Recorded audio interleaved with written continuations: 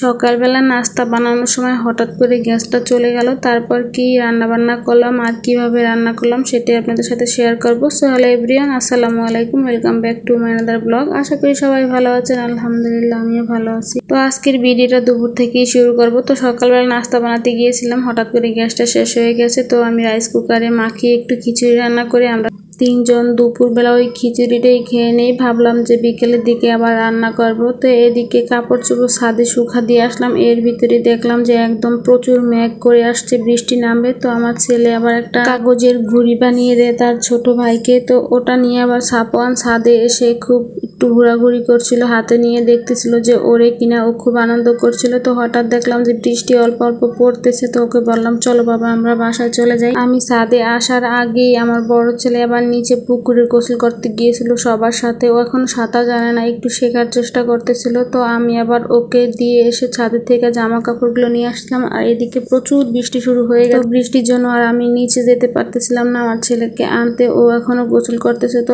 আমি বেলকনিতে দাঁড়িয়ে দেখছিলাম ও যে গোসল করতেছিল। যখন বৃষ্টিটা একদমই কমে গেছে তখন আমি ওকে নিয়ে চলে আসলাম বাসায়। এসে ওকে একদম ফ্রেশ করে আবার গোসল করে দিলাম। তো সন্ধ্যার দিকে আমার হাজবেন্ড আবার এগুলো নিয়ে আসছিল। আমার একটা বিয়ে ছিল, তো বিয়েটা হয়েছিল মসজিদে বসে। তো আমাদের তিনজনের জন্য আবার এই 3টা প্যাকেট তারা দিয়ে দিয়েছে।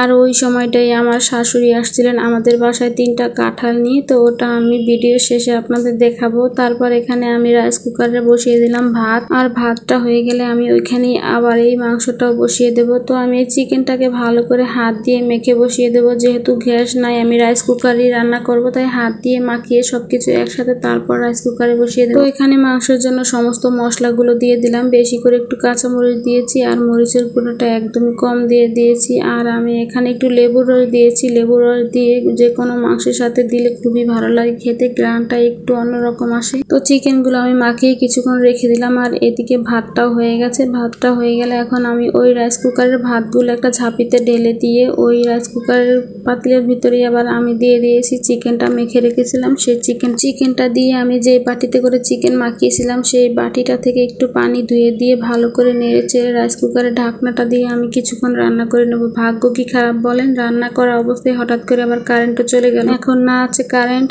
না আছে গ্যাস, এখন কি অবস্থার ভিতরে আছি। তারপরে ঢাকনাটা দিয়ে আমি কিছুক্ষণ অপেক্ষা করলাম যে দেখি কারেন্ট আসে কিনা। তারপর কারেন্ট অনেকক্ষণ পর চলে আসলো, তখন এর ভিতরে একদম ঝোলগুলো টেনে গেছে, যেহেতু রাইস কুকারে অনেক তাপ থাকে। তারপর আরো কিছুক্ষণ রান্না করে নিয়ে একদম ঝোলটা যখন কমে আসছে একটু জিরার গুঁড়া দিয়ে নেড়েচেড়ে নামিয়ে নিলাম। আর এরই ভিতরে আমার হাজবেন্ড আবার গ্যাসও নিয়ে আসলো। তো আমি এদিকে একটু ডাল রান্না করে নিলাম, একটু শাক ভাজি করে নিলাম আরো দিয়ে। তো এগুলোই ছিল আমাদের রাত্রে খাবার দাবার রান্না বান্নার। এদিকে যে আমার শাশুড়ি কাঁঠাল নিয়ে আসছিল, কাঁঠালগুলো খুবই বড় বড় ছিল। এই 2টা কাঁঠাল একদমই গাছে পেকে গেছিল। তো আজকের মতো ভিডিওটা এই পর্যন্তই। সবাই ভালো থাকবেন, সুস্থ থাকবেন, আল্লাহ হাফেজ।